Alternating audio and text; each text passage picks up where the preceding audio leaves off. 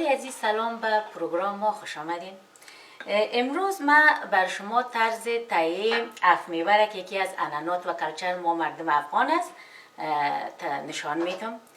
در اینجا ما برای تر کردن میوه خود بادام 1.5 پوند میگیریم، پسته 1 پوند، چهارمغز 1.5 پوند، سنجد 1 پوند، غولنگ 1 پوند، کشمش 1.5 پوند و کشمش سبز 1.5 پوند که اف میوه بر ما پوره شد. کشمش به خاطر 1.5 پوند میگیریم و در رقم کشمش که غولنگ و سنجد آنقدر شیرین نمیکنه، آب میوه را این خوب شیرین میسازه. ما در قدم اول خود بادام همراه چهارمغز و پسته با آب جوش تر میکنیم به خاطر از اینکه پوست از این دور شود. بعد از او خود کشمش و سنجد و غولنگ با آب میشوییم که یک ذره خاک و گرد و غبار می داشته باشه تمام از او پاک شود. بعد از او یک جای آب جوش به سرش میاندازیم یا علاوه میکنیم میوه ما اون همش مخلوط میشه. و دوستان عزیز سال بخیر، ما کشمش و سنجد و همه چیز ششتیم پاک و تر کرده بودیم چهارمغز و پسته و بادام، پوستاش دور شد، همه چیز منظم و پاک و صفا.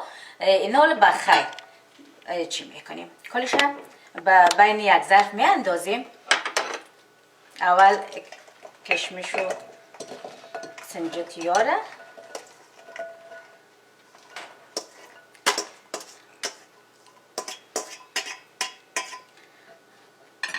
باز به ترکیبش چهارمغز،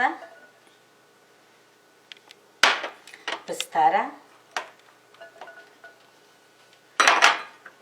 بادام،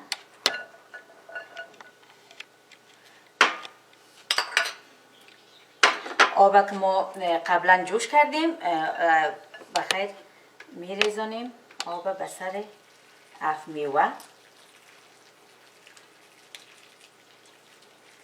البته آب جوش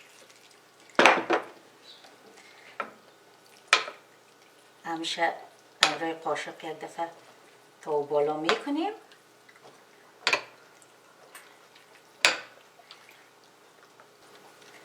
سر دیش خود بخیر پت میکنیم.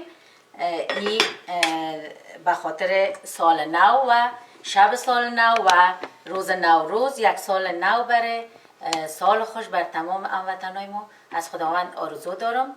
بعد از اون که یک 8 ساعت 9 ساعت اثر از این دیش میوه ما بخیر بگذره، میوه آماده خوردن میشه و میتونیم که بعد از این به یخچال تیر کنیم در روز نوروز بخیر همراه دوستا یک جای نوش جان کنیم.